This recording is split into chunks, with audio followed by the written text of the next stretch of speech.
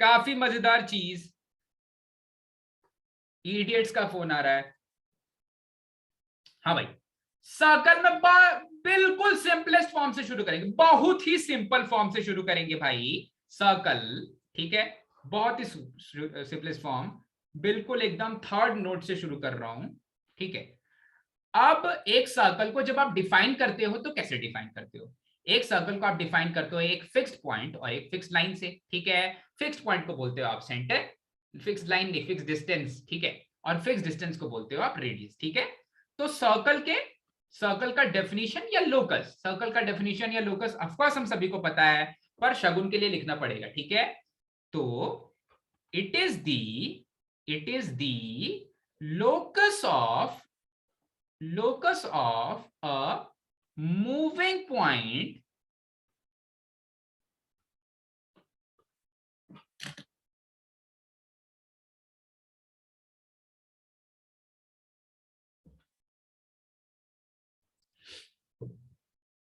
it is the locus of a moving point such that moving point such that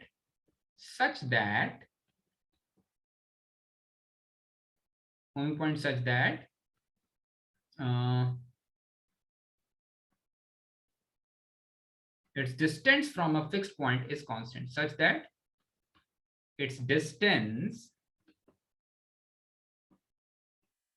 from a fixed point remains constant.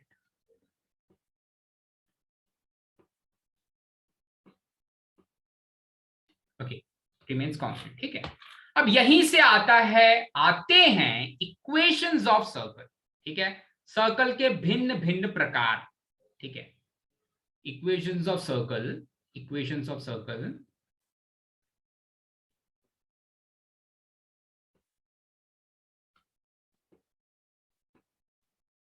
इसमें सबसे पहला है और सबसे सरल है, सबसे इजी है। यहां पर if I give you the radius of the circle and the coordinates of the center of the circle, then the equation of the circle will be, so I am giving you the coordinates of center of the circle. Centre के coordinates क्या है भाई? मान लेते हैं अभी के लिए कि सेंटर के कोऑर्डिनेट्स हैं h, k। ठीक है, सेंटर के कोऑर्डिनेट्स हैं h, k, और इसके साथ okay, so equations of circle में जो पहला फॉर्म है दैट इज, आपको रेडियस दिया हुआ है सर्कल का, जिसका मैंने बोल दिया रेडियस r है, और आपको सेंटर ऑफ सर्कल गिवन है। ठीक है, h, k, सेंटर सर्कल का है h, k पे, तो जो मूविंग पॉइंट है वो x, y के फॉर्म का ले लेते हैं आप। ठीक है, सो x, y का जो डिस्टेंस होगा इस सेंटर से h, k से, वो हमेशा क्या रहने वाला है? r रहने वाला है। तो एक सर्कल बनेगा भाई, इनसे एक सर्कल बनेगा, तो उससे आएगा उस डिस्टेंस फॉर्मूले को यूज करके मुझे मिलेगा equation of circle point radius form में। तो वहां से जो इक्वेशन ऑफ सर्कल आएगा that will be x minus h का whole square plus y minus k का होल स्क्वायर का स्क्वायर रूट, ये जो डिस्टेंस है this will be equals to r। ये डिस्टेंस r के बराबर होना चाहिए। तो आप बोलोगे सर x माइनस h का whole square plus y minus k का होल स्क्वायर को r स्क्वायर के बराबर क्यों ना बोल दें भाई? हाँ भाई, तो यही है आपका पहला form of equation of circle. ठीक है, सिंपलेस्ट फॉर्म है भाई, x माइनस h का whole square plus y minus k का होल स्क्वायर। अब किसी ने ऐसा बोला कि सर r की वैल्यू को क्यों ना जीरो कर लेते हैं, क्यों ना हम रेडियस को जीरो कर लेते हैं, r की वैल्यू को जीरो कर लेते हैं। ठीक है, तो दिस इंप्लाइज दैट अब क्या होगा, जो आपका मूविंग पॉइंट है वो h के पास पहुंच गया, मूविंग पॉइंट h के पास पहुंच गया, y k के पास पहुंच गया, तो क्या मिलेगा? बिल्कुल सही, पॉइंट सर्कल। ठीक है, सो x माइनस h का whole square plus y minus k का whole square is equal to 0, x minus h का whole square plus y minus k का whole square is equal to 0। ये है एक point circle का equation भाई। बहुत बोरिंग सी चीज है, पर कभी कभी ऐसा लोग इसको दिमाग लगा के पूछते हैं कि लोग कंफ्यूज हो जाएंगे, पर कोई कंफ्यूज होता नहीं है। ठीक है, इसके बाद आते हैं जनरल इक्वेशन ऑफ सर्कल पे, ठीक है। तो पॉइंट रेडियस फॉर्म कुछ नहीं होता भाई, पॉइंट रेडियस फॉर्म कुछ नहीं होता, ये वाला फॉर्म बेकार है, ठीक है। हाँ, फॉर्म का नंबर लिख लो, ये वाला कभी तो काम आएगा। यहीं से आपको विजुअलाइजेशन होगा कि भाई ये सर्कल है या नहीं, ठीक है। दूसरा वाला फॉर्म काम का है, दूसरा वाला फॉर्म काम का है भाई, general form of circle, general form of circle, ठीक है, जनरल फॉर्म ऑफ सर्कल। अच्छा भाई, तो general equation of second degree से निकालेंगे जनरल फॉर्म, वैसे ही कुछ कुछ करके पहुंचेंगे, वहीं से थोड़ा बहुत हाथ पैर मारेंगे और आगे बढ़ेंगे। तो आपको ये तो पता है निश्चित, तुझे ये तो पता है कि इक्वेशन ऑफ सर्कल है x माइनस एच का whole square plus y minus k का whole square is equals to r square, ठीक है। अब जब तुझे से एक्सपैंड करेगा तो तुझे क्या मिलेगा मैं बताता हूं, तुझे ये मिलेगा h square plus x square minus 2 times of x times of h, और y square plus k square minus 2 times of y times of k. और तेरा मन करेगा सर आर स्क्वायर को अकेला क्यों छोड़ रहे हो, उसको भी लेफ्ट हैंड साइड में ले लो, तो आर स्क्वायर को भी इधर बुला लोगे तो ऐसा दिखने लग जाएगा। अब किसी को याद आएगा नहीं सर ये जो इक्वेशन है ये कहीं सुनेला लगता है भाई, देखेला लगता है। हाँ भाई, कहाँ देखेला लगता है, general equation of second degree तो ये है, general equation of second degree ये है। और अभी वो एक्स वाई का टर्म नहीं है, का टर्म कोएफिशिएंट का टर्म नहीं है, सही पकड़े हैं भाभी जी। तो देखो यहां से आ जाएगा, इसी को कंपेयर करो, a times of x square plus b times of y square plus 2 times of h times of x y plus 2 times of g times of x plus 2 times of f times of y plus c is equal to 0।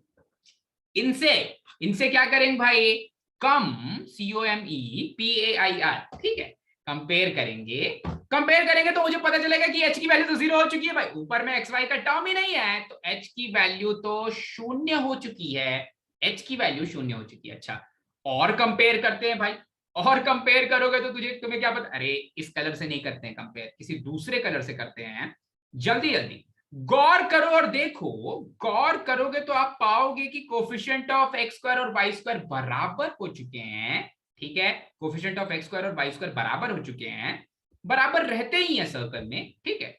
उसके साथ साथ आपको यह पता चलेगा, उसके साथ साथ आपको यह पता चलेगा कि जो अभी के लिए 2 times of g times of x, देखो तो मैं किसको किसको कंपेयर कर रहा हूं, 2gx को -2hx से कंपेयर कर रहे हैं, और -2yk को 2fy से कंपेयर कर रहे हैं। क्यों? क्योंकि मेरे ओरिजिनल सर्कल के सेंटर क्या थे, ओरिजिनल सर्कल के सेंटर क्या थे भाई, h कॉमा k था सेंटर, ER और RE सेम होता है, यूएस और ये यूके वाले लड़ते रहते हैं, और R था रेडियस, ठीक है, R था रेडियस। ओके, सो A की वैल्यू B के बराबर है, और एक और चीज आपने गौर कर ली होगी कि भाई H की वैल्यू 0 है, तो यहां से तो आपको पता चला सर्कल मिलेगा, ये सर्कल के ये सर्कल मिलेंगे आपको। ओके, यहां से तो पता चल गया सर्कल मिलेगा। अब वो सर्कल की खासियत क्या है भाई, खासियत क्या है उस सर्कल की, उस सर्कल की कई खासियतें हैं, उस सर्कल का जो सेंटर है वो कहां से मिलेगा। तो आप बोलोगे सर अब बाकी जो टर्म्स हैं उनको कंपेयर करके क्यों ना हम एक बार कंपेयर करके देखें। अच्छा, बाकी टर्म्स को कंपेयर करके देखते हैं।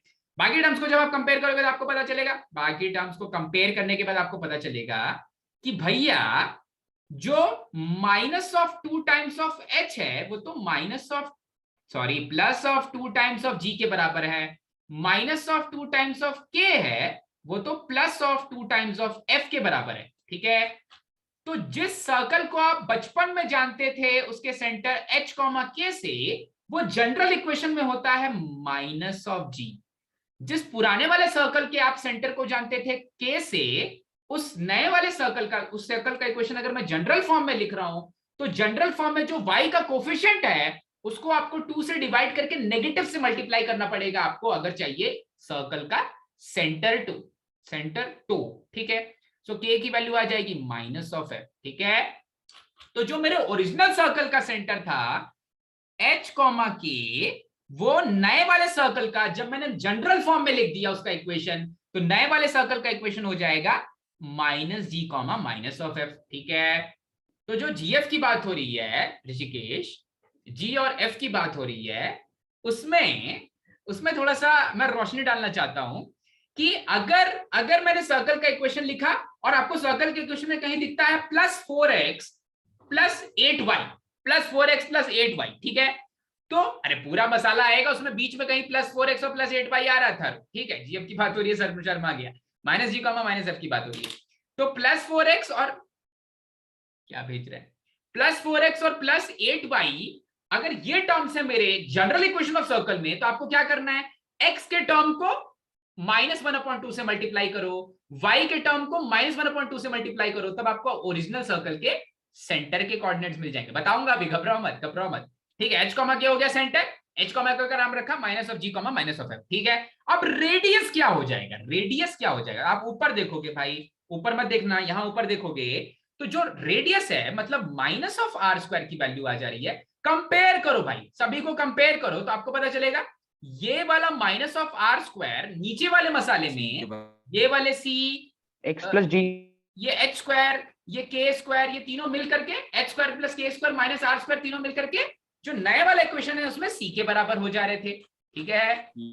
हाँ ठीक है, तो देखो अभी थोड़ा सा और मेहनत करनी है। जो h² + k² - r² था वो कहीं ना कहीं c के बराबर है। आपको रेडियस की बात करनी है तो रेडियस हो जाएगा h² + k² - c के बराबर, पर h और k तो -g, -f है, ठीक है। तो एक्चुअली जो r हो जाएगा, r² हो जाएगा वो हो जाएगा g² + f² - c, ठीक है।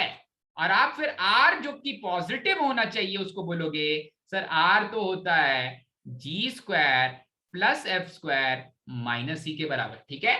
तो अगर ओरिजिनल सर्कल का, अगर सर्कल का जनरल इक्वेशन दिया हुआ, उसका रेडियस,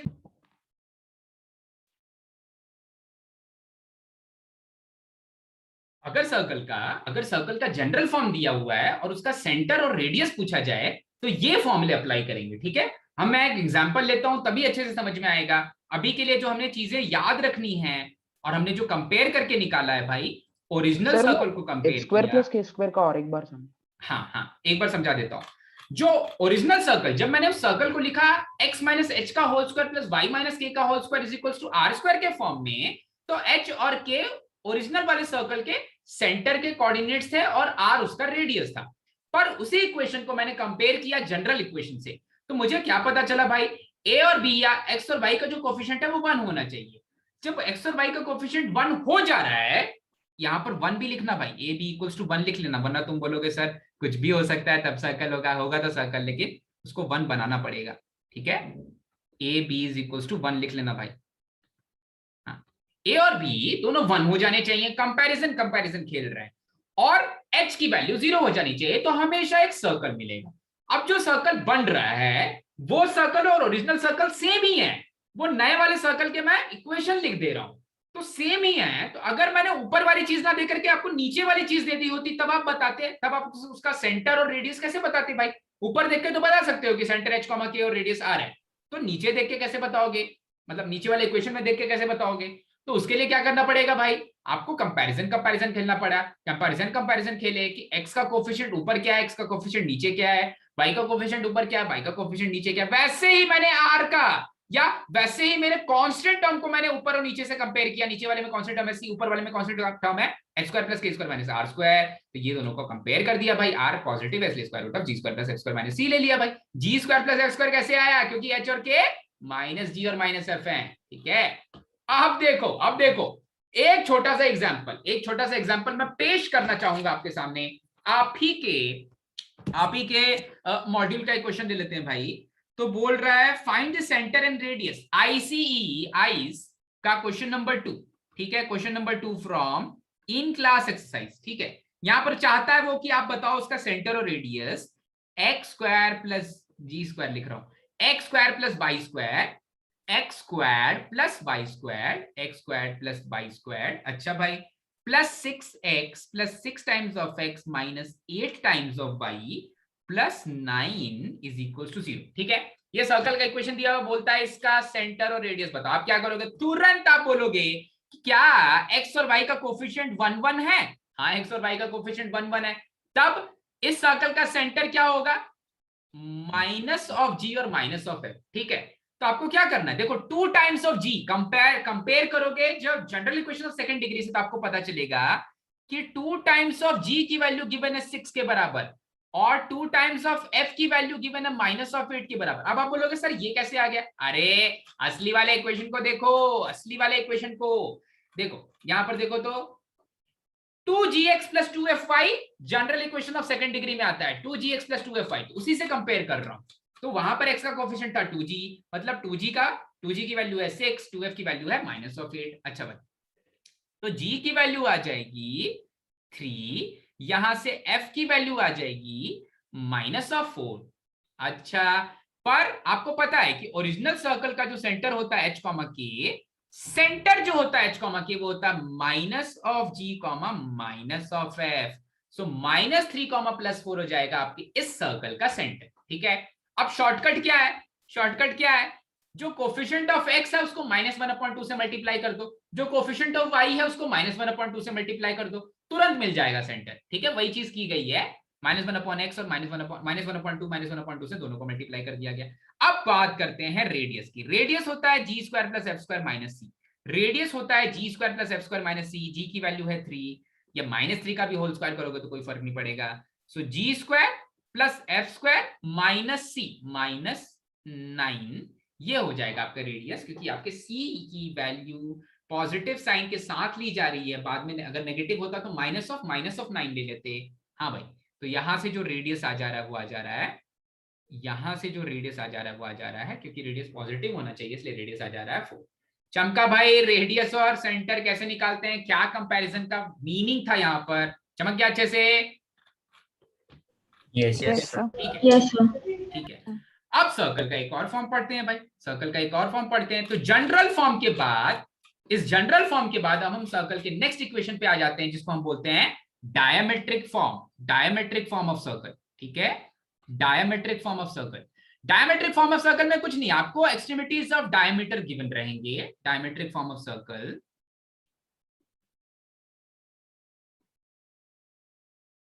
ठीक है, डायमेट्रिक फॉर्म में देखो, डायमेट्रिक फॉर्म आपका कहीं ना कहीं कंडीशन ऑफ परपेंडिकुलरिटी पे खेलता है। मैंने क्या किया, मैंने आपको दिया एक सर्कल। ठीक है, अब सर्कल, तो एक्चुअली सर्कल बाद में लोकस बनने वाला है, तो इसको डॉटेड बनाना, ये चीज पता नहीं चली कि ये सर्कल है, ये बाद में बनने वाला है, ये बाद में बनने वाला है, ये लोकस एक सर्कल आने वाला है। ठीक है, तो मैंने आपको दिया एक मूविंग पॉइंट, एक मूविंग पॉइंट दिया, मूविंग पॉइंट का आप नाम रखना चाहते हो x, y भाई। ठीक है भाई, आपका मूविंग पॉइंट है तो आप रख सकते हो उसका जो नाम आप रखना चाहो। उसके साथ मैंने आपको दिए डायमेट्रिक एंड्स ऑफ सर्कल। ठीक है, एक्सट्रीमिटीज ऑफ डायमीटर, मतलब डायमीटर जो सर्कल का है उसके कोऑर्डिनेट्स मैंने आपको दे दिए, उसके कोऑर्डिनेट्स मैंने दे दिए। ठीक है, तो ये मेरे सर्कल का डायमीटर है, इसके कोऑर्डिनेट्स हैं x1, y1 और x2, y2। ठीक है, तो अगर डायमीटर के एक्सट्रीमिटीज दे दिए जाएं तो एक ऐसा पॉइंट जो इस तरह से मूव कर रहा है सच दैट कि ये वाली जो लाइन बन रही है, ये वाली जो लाइन बन रही है और ये वाली लाइन बन रही है, वो हमेशा perpendicular, angle in the semi circle, angle in the semi circle हमेशा 90 डिग्री होता है। तो x, y एक ऐसा मूविंग पॉइंट बन जाए सच दैट कि एक्स वाई, ये वाले पॉइंट P का PA PB, ठीक है, PA मल्टीप्लाइड बाय PB का जो स्लोप की वैल्यू है वो अरे दो लाइन परपेंडिकुलर हो जाए। ऋषिकेश धीरे से बोल देता है चुपके से, फिर बंद कर लेता है। तो जो PA मल्टीप्लाइड बाय PB का स्लोप है, PA और PB के लेंथ का नहीं, PA का स्लोप मल्टीप्लाइड बाय PB का स्लोप, इसकी वैल्यू -1 कर देते हैं तो आपको लोकस मिल जाएगा, और वो लोकस एक सर्कल होगा क्योंकि 90 डिग्री, इधर भी सेमी सर्कल, इधर भी सेमी सर्कल, पूरा सर्कल मिलेगा। ठीक है, तो आप लिखोगे सर पहले वाले का जो स्लोप है वो तो y - y1 divided by x - x1 के बराबर है, दूसरे वाले का जो स्लोप है वो तो y - y2 divided by x - x2 के बराबर है, और इसकी वैल्यू -1 के बराबर है। ठीक है, तो आप बोलोगे सर यहां से कुछ ऐसा आ जा रहा है, y - y1 और y - y2 को तो हम साथ साथ मल्टीप्लाई कर देते हैं, और जब x - x1 और x - x2 को RHS में ले जाके मल्टीप्लाई करोगे और फिर खुदा करके LHS में लेके आ जाओगे तो पॉजिटिव साइन के साथ प्रकट होंगे भाई दोनों। तो पॉजिटिव साइन के साथ आ जाएंगे तो आप लिखोगे x minus x one plus, not plus, in the multiplication x minus x two. ठीक है, इसको मैं थोड़ा सा लंबा नीचे लिख देता हूं, एक एक स्टेप एक्स्ट्रा कर देते हैं क्योंकि काफी लोग कंफ्यूज भ्रम में रहेंगे। y minus y one y minus y two is equals to minus of x minus x one x minus x two. ठीक है, अब इसको एलएचएस में लेके आ जाओ तो ऐसा कुछ बन जाएगा y minus y one times of y minus y two plus x minus x one times of x minus x two is equal to 0। और यही होता है डायमेट्रिक फॉर्म ऑफ सर्कल। ठीक है, इक्वेशन इन द, अगर आपको केवल circle के डायमीटर के एंड्स दे दिए जाए तो आप सर्कल का इक्वेशन कैसे निकालोगे भाई? ऐसे निकालोगे, इस तरह से निकाल सकते हैं डायमेट्रिक फॉर्म ऑफ सर्कल। काफी इजी, काफी बेहतरीन ये इक्वेशन। ठीक है, सो कौन कौन से इक्वेशंस पढ़ लिए भाई? सबसे सिंपलेस्ट पॉइंट रेडियस फॉर्म, दूसरा वाला जनरल फॉर्म, तीसरा वाला डायमेट्रिक फॉर्म। अब बात करते हैं intercepts made by a circle. Intercepts made by a circle, ठीक है, ये लास्ट चीज होगी जो आज हम डिस्कस करने वाले हैं। सो इंटरसेप्ट्स मेड, अरे लाइन का इंटरसेप्ट तो सुना था, सर्कल का इंटरसेप्ट क्या होता है? Intercepts made by a circle. ठीक है, तो मैं आपको एक जनरल सर्कल देता हूं। अब जनरल सर्कल का जो इक्वेशन है ना, वो थोड़ा सा अगर आप ध्यान दोगे, वहां ऊपर मैंने लिखा नहीं था, मैंने तो केवल कंपेयर करके लिख दिया। अगर आप इसका फाइनल जो इक्वेशन लिखना, h माइनस एक्स और k माइनस वाई में y या x को 0 करेंगे ना, दैट्स इंटरसेप्ट। हाँ, वो करने वाले हैं। उसके पहले ना ऋषिकेश, जो जनरल फॉर्म सर्कल का जो इक्वेशन है वो यहाँ पर मैं लिखना भूल गया था। तो जब आप ये जनरल फॉर्म लिखना भूल नहीं गया हूं, यहीं से निकाल लेंगे जनरल फॉर्म, कि जब a की वैल्यू और b की वैल्यू 1 हो जाए, h की वैल्यू 0 हो जाए, तो सर्कल कैसा दिखेगा भाई? a की वैल्यू, b की वैल्यू 1, h की वैल्यू 0, तो जो रिजल्टेंट आएगा वो आ जाएगा, क्या आ जाएगा? x square plus y square plus 2gx plus 2fy plus c is equals to 0। ठीक है, यहां पर एक छोटी सी कहानी मैं आपको सुनाना चाहता था, इसलिए ये वाली चीज की थी। कौन सी कहानी सुनाना चाहता हूं भाई? आपने बचपन में सुना होगा कि 3 पॉइंट से एक यूनिक सर्कल पास करता है, 3 पॉइंट से एक यूनिट सर्कल पास करता है, तो सुना होगा भाई, सभी ने सुनी है भाई ये कहानी? Yes. अरे 3 पॉइंट्स आर ऑलवेज कॉन्साइक्लिक, सुने हो ना? 3 पॉइंट्स आर ऑलवेज कॉन्साइक्लिक, ऐसा कुछ सुना है? Yes, sir. यहां पर वो जो 3 वेरिएबल्स हैं, 3 आर्बिट्री कांस्टेंट्स हैं, वो कहीं ना कहीं पार्टिसिपेट करते हैं किसी सर्कल को डिफाइन करने के लिए। जैसे स्ट्रेट लाइन में आप 2 पॉइंट लेते हो तो स्ट्रेट लाइन बना लेते हो, 3 पॉइंट्स लोगे तो एक सर्कल बना लोगे। ठीक है, वो 3 पॉइंट्स के लिए 3 आर्बिट्री कांस्टेंट किधर से आ रहे हैं? वो जी, एफ और सी है। ठीक है, वो 3 आर्बिट्री कांस्टेंट्स हैं, जी, एफ और सी। ठीक है आयुष, जी, एफ और सी है। ठीक है, सी, जी, एफ। हाँ, इंटरसेप्ट्स मेड बाय सर्कल के बारे में बात करते हैं। अब इंटरसेप्ट्स मेड बाय सर्कल के बारे में बात करने के लिए मुझे आपको पहले ये बताना पड़ेगा। क्या बताना पड़ेगा भाई? आपको ये बताना पड़ेगा कि सर्कल का जनरल फॉर्म क्या है। तो आप बोलोगे सर सर्कल का जनरल फॉर्म हमें पता चल गया।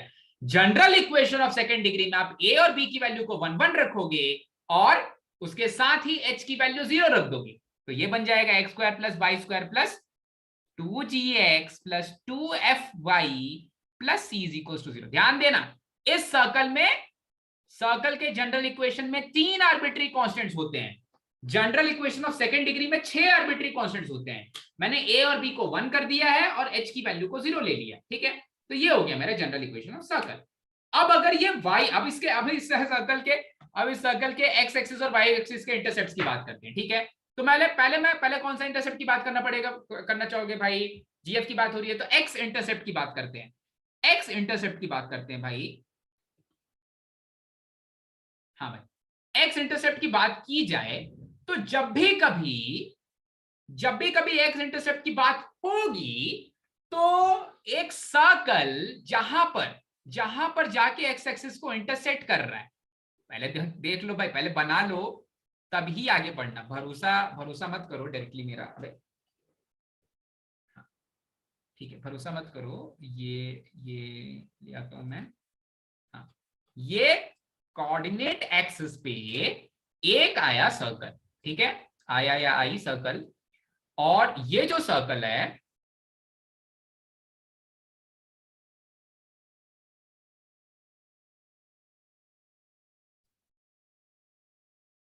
हाँ, फटाफट बात करते हैं इंटरसेप्ट की, ठीक है, ये सर्कल के इंटरसेप्ट्स की, ठीक है। आवाज आ रही है मेरी? सर आवाज यस, एक और चीज।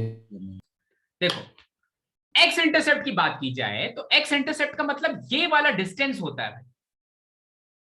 देखो भाइयों बहनों, ये वाला डिस्टेंस होता है, ठीक है। एक्स इंटरसेप्ट का मतलब ये वाला डिस्टेंस है। तो देखो, तो ये जो सर्कल है वो एक्चुअली एक्स एक्सिस को दो पॉइंट्स पे कट करने वाली है। ये वाला पॉइंट होगा कुछ x1, 0, ये वाला पॉइंट होगा कुछ x2, 0, ठीक है। तो आप बोलोगे सर एक्स इंटरसेप्ट जो है वो हो जाएगा x2 और x1 का डिस्टेंस। अब आप x2 को बाद में रख रहे हो, x1 को पहले, अरे कौन पढ़ा, आपके बच्चे हैं, आप उनका नाम दोगे, मैं थोड़ी ना नाम। तो x1 को पहले रख रहे हो, x2 को पहले रख रहे हो, ये मुझे नहीं पता है, ठीक है। तो अभी के लिए x2 - x1 का मॉडुलस ले लो। और वैसे सेम कहानी कहां होगी? y एक्सिस पर होगी। y एक्सिस पर भी आप बोलोगे सर दो पॉइंट्स पर इंटरसेक्ट करने वाले हैं, 0,y1 और 0,y2। भाई ये आपके बच्चे हैं, आप इनके नाम रखने वाले हो, तो आपने रखा इनका जो भी नाम, y1 - y2 का मैग्नीट्यूड निकालना पड़ेगा। y1 से y2 का जो डिस्टेंस है वो होगा आपका y का इंटरसेप्ट। अब देखो इंटरसेप्ट बनते कब है, थोड़ा थोड़ा आपको समझ में आ गया होगा। इंटरसेप्ट तब बनते हैं जब आप एक कोऑर्डिनेट को जीरो कर दो, ठीक है। तो general equation of second degree, नहीं, सर्कल के जनरल इक्वेशन में x² + y² + 2gx + 2fy + c, circle के जनरल इक्वेशन में अगर मैंने y एक्सिस को जीरो कर दिया तो x एक्सिस से पॉइंट्स ऑफ इंटरसेप्शन मिलने लग जाएंगे, ठीक है। तो सर्कल के जनरल इक्वेशन में y को जीरो कर रहा हूं तो क्या आएगा? y = 0 के बाद x² + 2gx + c = 0। अब आपको x2 - x1 चाहिए, और वो x2 x1 x2 क्या है भाई? x1 x2 क्या है? अरे जो रिजल्टेंट कर्व है उसके पॉइंट ऑफ इंटरसेक्शन है यार, रूट्स हैं इसके। x1 and x2 are the solutions. अरे जब x1 रखोगे तो 0 आ जाएगा आउटपुट, जब x2 रखोगे तो 0 आ जाएगा आउटपुट। आप ऐसा सोच लो कि आप सारे y को RHS में लेके चले जा रहे हो और फिर y की वैल्यू को 0 रख दे रहे हो, ठीक है। तो y का 0 आने का मतलब हो रहा है कि यहाँ पर x1 और x2 इसके रूट्स हो जा रहे हैं। तो इस केस में सम ऑफ रूट्स क्या होंगे भाई? -2g - b/a, और प्रोडक्ट ऑफ रूट्स होंगे c/a। तो c पर मुझे चाहिए तो x2 - x1, तो आप बोलोगे सर x2 - x1 का होल स्क्वायर होता है x1 + x2 का होल स्क्वायर, माइनस चाहिए, -4 टाइम्स ऑफ x1 x2, ठीक है। तो यहां से पता चलेगा कि x2 - x1 का जो होल स्क्वायर होगा वो x1 + x2 का होल स्क्वायर मतलब 2g का होल स्क्वायर, मतलब 4, 2g से 4g, 4g² -4 times of x1 x2 c हो जाएगा। अब आपको तो चाहिए मैग्नीट्यूड ऑफ x2 - x1, दोनों तरफ लेंगे स्क्वायर रूट, दोनों तरफ लेंगे स्क्वायर रूट, दोनों तरफ ले लेंगे स्क्वायर रूट, तो इधर आ जाएगा मैग्नीट्यूड ऑफ x2 - x1, इधर आ जाएगा। अरे 4 को बाहर बुला लो भाई, अंदर कौन जाके बैठेगा? अंदर बैठेगा g² - c, अंदर बैठा हुआ है g² - c। ये क्या निकला? x का इंटरसेप्ट निकला। तो कभी आपसे कोई दबी जुबान में पूछे कि x का इंटरसेप्ट क्या है, तो आपको क्या करना पड़ेगा? आपको कंपेयर करना पड़ेगा, वो इक्वेशन को गौर से देखना पड़ेगा, g की वैल्यू c की वैल्यू सोचनी पड़ेगी क्या है, और फिर आप बताओगे अच्छा 2 टाइम्स ऑफ g² - c इसका x इंटरसेप्ट हो जाएगा। चमका क्या? कोई डाउट इसमें? चमक गया क्यों? बढ़ जाएंगे, y इंटरसेप्ट ऐसा ही दिखता है। सर वो y इंटरसेप्ट में वही f² - c होगा ना? वही कहानी है, लेकिन शगुन के लिए करना पड़ता है भाई, शगुन के लिए करना पड़ता है। शगुन कौन है? शगुन का मतलब होता है शुभ काम के लिए करना पड़ता है। हाँ बोलो बोलो। अगर वो एक्सिस सर्कल का टेंजेंट एक्सिस सर्कल का टेंजेंट हो जाएगा तो g² की वैल्यू c के बराबर हो जाएगी। आपको अगर किसी एक पॉइंट पर टच कराना है ना भाई, किसी एक पॉइंट पर टच कराना है, अरे यार सर ने एकदम वैसे वाली नब्स पर पांव रख दिया। देखो जी स्क्वायर की वैल्यू अगर सी के बराबर हो जाए तो फिर एक्स एक्सिस जो है, x axis will be, sir मतलब दोनों सॉल्यूशन सेम आएंगे ना? हाँ दोनों सॉल्यूशन सेम आएंगे इंपॉर्टेंट नहीं है ऋषिकेश, इंपॉर्टेंट ये है कि दो सॉल्यूशंस आ रहे हैं। अगर जी स्क्वायर की वैल्यू सी से छोटी हो जाती तो कोई एक्स इंटरसेप्ट बनता ही नहीं, मतलब बॉल इमेजिनरी जो होगा। है वो, हाँ बॉल जो है वो एक्स एक्सिस को कभी टच भी नहीं करने वाली, इंटरसेक्शन तो दूर की बात है, ऊपर है काफी, ऊपर है काफी, ठीक है कॉफी नहीं।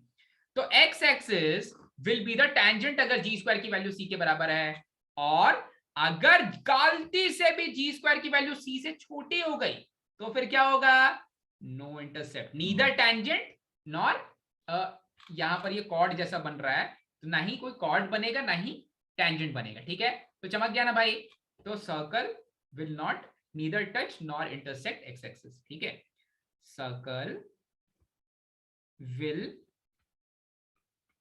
Neither touch nor intersect x axis, neither touch nor intersect, दोनों चीजें नहीं होंगी। काफी बढ़िया प्रदर्शन राज यासिर की तरफ से, ठीक है। इतिहास में पहली बार उसने डाउट पूछा और काफी काम का डाउट था, ठीक है, पेन खाते खाते। और अब इसी के साथ दूसरे वाली चीज पर, अरे बिल्कुल सेम है, बिल्कुल कॉपी पेस्ट मारना है। फिर से मैं आपको दूंगा जनरल इक्वेशन, अब निकालना है वाई इंटरसेप्ट की बात करनी है। तो जनरल इक्वेशन होता है x square plus y square plus 2gx plus 2fy plus c is equal to 0। बात करनी है हमें वाई इंटरसेप्ट की, वाई इंटरसेप्ट की बात करनी है। अच्छा जनरल फॉर्म दिया हुआ है, और अगर वाई इंटरसेप्ट की बात करें तो x की वैल्यू 0 हो जानी चाहिए। x की वैल्यू 0 करो तो वाई स्क्वायर इज इक्वल नहीं, इज इक्वल टू नहीं, y square plus 2fy, y square plus 2fy, y square plus 2fy plus c is equal to 0 हो जाना चाहिए। अच्छा ठीक है, y square plus 2fy is equal to 0, इसके भी दो रूट्स आएंगे भाई, इसके भी दो रूट्स आएंगे y1 और y2, सम ऑफ रूट्स हो जाएगा -2f, प्रोडक्ट ऑफ रूट्स हो जाएगा, जिसको क्वाड्रेटिक इक्वेशन एकदम भूल गया है ना उसको भी याद आ जाएगा, ठीक है, प्रोडक्ट ऑफ रूट्स हो जाएगा c, और आपको चाहिए y1 माइनस y2 का मैग्नीट्यूड। तो आप क्या करोगे भाई, ये चाहिए तो पहला बोलोगे y1 माइनस y2 का स्क्वायर क्या होता है, y1 माइनस y2 का स्क्वायर क्या होता है, y1 माइनस y2 का जो स्क्वायर होता है वो होता है y1 प्लस y2 का whole square minus 4 times of y1 y2। अच्छा, और y1 प्लस y2 का होल स्क्वायर होता है 4 times of f square, y1 y2 होता है 4 टाइम्स ऑफ c, और यहां पर आया y1 माइनस y2 का होल स्क्वायर, यहां पर आ गया y1 माइनस y2 का होल स्क्वायर। भाई ये देखो y1 माइनस y2 का होल स्क्वायर, दोनों तरफ स्क्वायर रूट ले लेंगे, दोनों तरफ स्क्वायर रूट ले लेंगे तो आ जाएगा y1 माइनस y2 का magnitude is equals to 2 times of square root of f square minus c, ठीक है। यहां पर भी सेम कहानी लिखते हैं भाई, सेम कहानी लिखते हैं। अगर टच कराना है तो क्या करना पड़ेगा, f square is equals to c, तो फिर circle touches y axis, circle touches y axis, और अगर f स्क्वायर की वैल्यू छोटी हो जा रही है c से, circle will neither touch nor intersect y axis, circle will neither touch nor intersect y axis, ठीक है। सो हाँ भाई, यहाँ पर ये दोनों जो सब जो बाई प्रोडक्ट्स आए थे वो कहानी के, ठीक है भाई। सो